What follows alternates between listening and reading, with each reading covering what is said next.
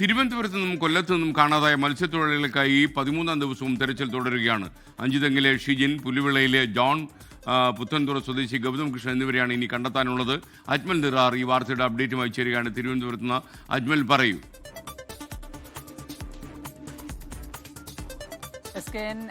തിരുവനന്തപുരത്ത് നിന്നും കൊല്ലത്ത് നിന്നും കാണാതായ മത്സ്യത്തൊഴിലാളികൾക്ക് വേണ്ടിയുള്ള തിരച്ചിലാണ് ഇന്നിപ്പോൾ 13ാം ദിവസവും തുടരുന്നത്. ഞാനിപ്പോൾ നിൽക്കുന്നത് തിരുവനന്തപുരം മുതലപ്പുഴയിലാണ്. ഇവിടെ തുടങ്ങിയ രക്ഷാദൗത്യം ഇപ്പോഴും, അതായത് തിരച്ചിൽ ഇപ്പോഴും തുടരുന്നുണ്ട്. അതിൽ പുല്ലുവിള സ്വദേശിയായിട്ടുള്ള ജോണിന് വേണ്ടിയും അതോടൊപ്പം തന്നെ അഞ്ചുതെങ്ങ് സ്വദേശിയായിട്ടുള്ള ഷിജിന് വേണ്ടിയുമാണ് തിരുവനന്തപുരത്ത് തിരച്ചിൽ തുടരുന്നത്. കഴിഞ്ഞ ദിവസമൊക്കെ ഈ മുതലപ്പുഴ കേന്ദ്രീകരിച്ച് INS കൽപ്പേനി അടക്കം നേവിയുടെ INS കൽപ്പേനി കപ്പലിൽ മുങ്ങൽ വിദഗ്ധരെത്തിയിട്ടുണ്ടായിരുന്നു. അതുകൂടാതെ കോസ്റ്റ് ഗാർഡിന്റെയും കോസ്റ്റൽ പോലീസിന്റെയും ഒക്കെ അതോടൊപ്പം പ്രാദേശിക മത്സ്യത്തൊഴിലാളികളുടെയും ഒക്കെ സഹായം തേടിക്കൊണ്ടുള്ള തിരച്ചിലാണ് ഇവിടെ തുടർന്നുകൊണ്ടിരിക്കുന്നത്. കഴിഞ്ഞ ദിവസങ്ങളിലും കണ്ടെത്താനാകാത്തതോടെയാണ് ഇന്ന് 13ാം ദിവസവും ഇപ്പോൾ തിരച്ചിൽ തുടരുന്നത്.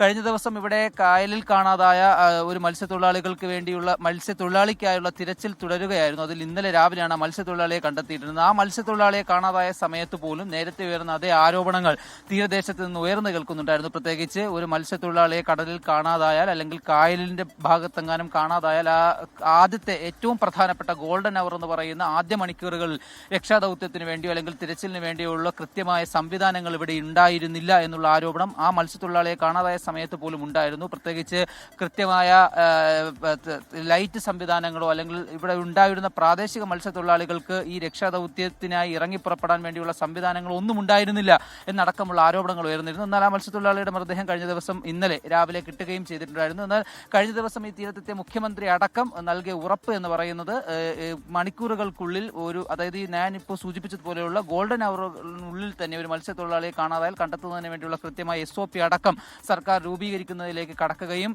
അടിയന്തര ഈ കോസ്റ്റൽ ആംബുലൻസ് അടക്കം കൊണ്ടുവരികയും ചെയ്യുമെന്നുള്ള തരത്തിലുള്ള നിർദ്ദേശവും അതോടൊപ്പം തന്നെ വാഗ്ദാനവും ഒക്കെ ഈ പറയുന്ന തീരദേശവാസികൾക്കടക്കം മുഖ്യമന്ത്രി അടക്കം ഉറപ്പ് നൽകിയിട്ടാണ് പോരുന്നത്. പക്ഷേ കഴിഞ്ഞ ദിവസം കാണാതെ ഒരു മത്സ്യത്തൊഴിലാളിയുടെ കാര്യത്തിലടക്കം അത് സംഭവിക്കാത്ത അവസ്ഥയെ നമ്മൾ കണ്ടിട്ടുണ്ടായിരുന്നു. ഏതായാലും ഇന്നിപ്പോൾ 13ാം ദിവസവും ഈ പറയുന്ന മത്സ്യത്തൊഴിലാളികൾക്കായുള്ള തിരച്ചിൽ തുടരുന്നുണ്ട്. പ്രത്യേകിച്ച് കൊല്ലത്ത് ഗൗതം കൃഷ്ണയ്ക്ക് വേണ്ടി, തിരുവനന്തപുരത്ത് നേരത്തെ സൂചിപ്പിച്ചതുപോലെ ജോണിനും ഷിജിനും വേണ്ടിയുള്ള തിരച്ചിലാണ് ഇന്നിപ്പോൾ 13ാം ദിവസവും തുടരുന്നത്.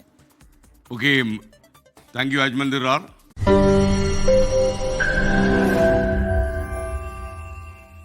ലോകത്തെവിടെയായാലും ഏത് സമയത്തും 24 വാർത്തകളും ഓഗ്മെന്റഡ് റിയാലിറ്റി പാക്കേജുകളും എക്സ്പ്ലെയിനറുകളും വിശദമായി കാണാൻ ഞങ്ങളുടെ YouTube ചാനൽ നിങ്ങൾക്ക് സബ്സ്ക്രൈബ് ചെയ്യാം.